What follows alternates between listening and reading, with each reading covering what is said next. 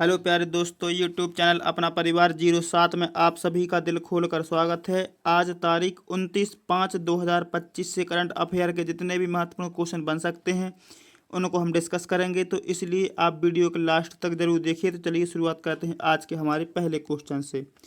एक दिया है, हाल ही में किस राज्य सरकार ने उद्यमशीलता की संस्कृति को बढ़ावा देने के लिए एक परिवार एक उद्यमी योजना शुरू की है? तो देखिए इस क्वेश्चन के ऑप्शन हैं महाराष्ट्र, केरल, आंध्र प्रदेश, तेलंगाना। तो इस क्वेश्चन का जो सही जवाब होगा हमारा होगा option number C, Andhra Pradesh. तो देखिए इसके बारे में देखते हैं।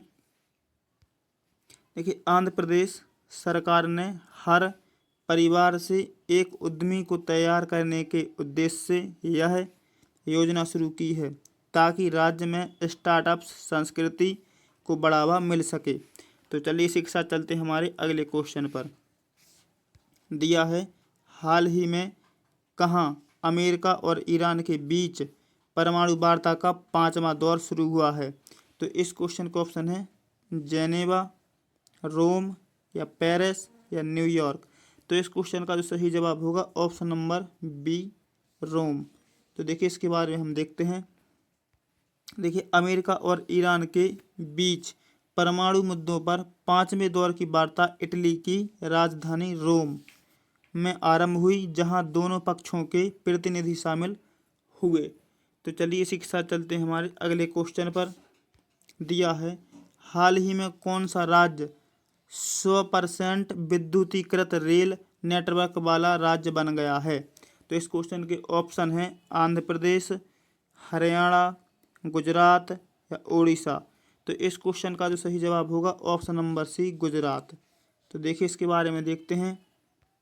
देखिए गुजरात ने सभी रेल मार्गों का विद्युतीकरण पूरा कर लिया है, जिससे यह राज्य 100% इलेक्ट्रीफाइड रेलवे नेटवर्क वाला बन गया है। तो चलिए इसी के साथ चलते हैं हमारे अगले क्वेश्चन पर। दिया है, निम्नलिखित में से कौन सा देश दुनिया में स्ट्रॉबेरी का सबसे बड़ा उत्पादक है? तो इस क्वेश्चन के ऑप्शन है चीन, मिस्र, स्पेन या इंडिया। तो इस क्वेश्चन का जो सही जवाब होगा ऑप्शन नंबर ए, चीन। तो देखिए इसके बारे में देखते हैं।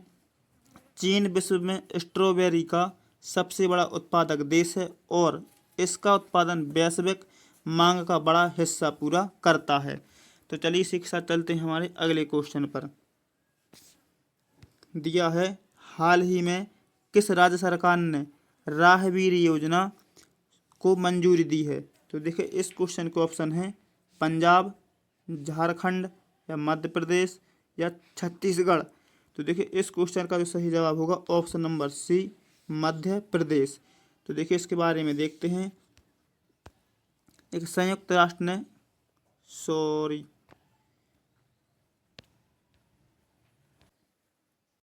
कि मध्य प्रदेश सरकार ने सड़क सुरक्षा जागरूकता बढ़ाने और त्वरित सहायता के लिए राहगीर योजना को लागू किया है। तो चलिए इसी के साथ चलते हैं हमारे अगले क्वेश्चन पर।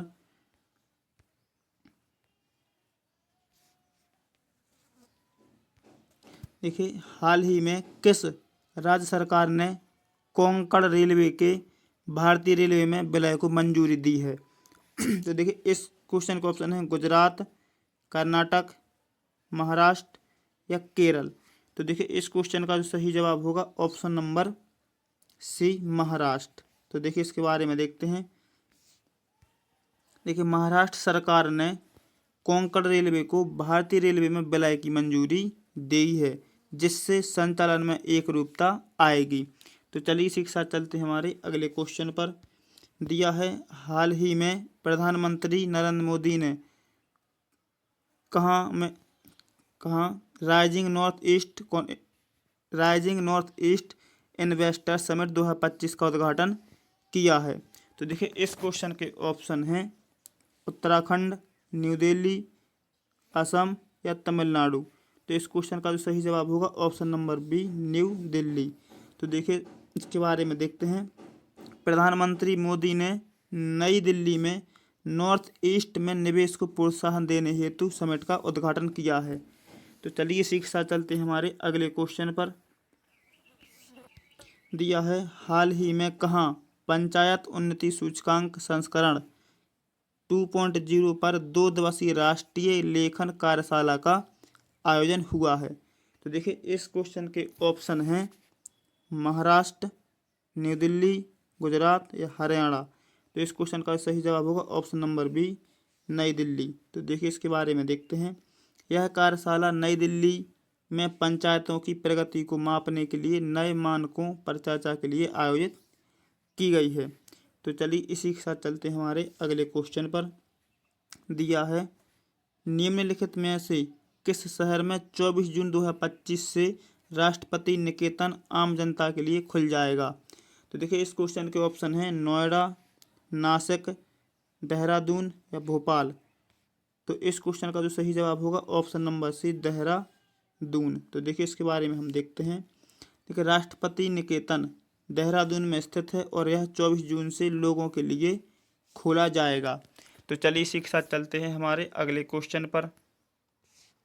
दिया है, निम्नलिखित में से किस तारीख को प्रतिवर्ष अंतर्राष्ट्रीय महिला स्वास्थ्य कार्य दिवस मनाया जाता है। तो देखिए इस क्वेश्चन के ऑप्शन हैं 25 मई, 26 मई, 27 मई या 28 मई। तो इस क्वेश्चन का जो सही जवाब होगा ऑप्शन नंबर डी, 28 मई। तो देखिए इसके बारे में देखते हैं। देखिए यह दिन महिलाओं के स्वास्थ्य अधिकारों और सेवाओं के प्रति जागरूकता के लिए मनाया जाता है। तो चलिए इसी के साथ चलते हैं हमारे अगले क्वेश्चन पर। दिया है, हाल ही में किस मंत्रालय के अंतर्गत SPICED स्पाइड योजना शुरू की गई है। तो देखिए इस क्वेश्चन के ऑप्शन है कृषि और किसान कल्याण मंत्रालय, वाणिज्य और उद्योग मंत्रालय, वित्त मंत्रालय, खाद्य प्रसंस्करण और उद्योग मंत्रालय। तो इस क्वेश्चन का सही जवाब होगा ऑप्शन नंबर बी, वाणिज्य और उद्योग मंत्रालय। को ऑप्शन नंबर बी सही जवाब होगा। इसके बारे में हम देखते हैं। देखिए यह योजना भारतीय मसालों के वैश्विक व्यापार को बढ़ावा देने के लिए शुरू की गई है। ठीक है, तो चलिए इसी के साथ चलते हैं हमारे अगले क्वेश्चन पर। दिया है, हाल ही में केंद्रीय मंत्री शिवराज सिंह चौहान ने कहाँ से विकसित भारत संकल्प यात्रा का शुभारंभ किया है। तो देखिए इस क्वेश्चन के ऑप्शन हैं इंदौर, सूरत, सीहोर या पुणे। तो इस क्वेश्चन का जो सही जवाब होगा ऑप्शन नंबर सी, सीहोर। तो देखिए इसके बारे में देखते हैं।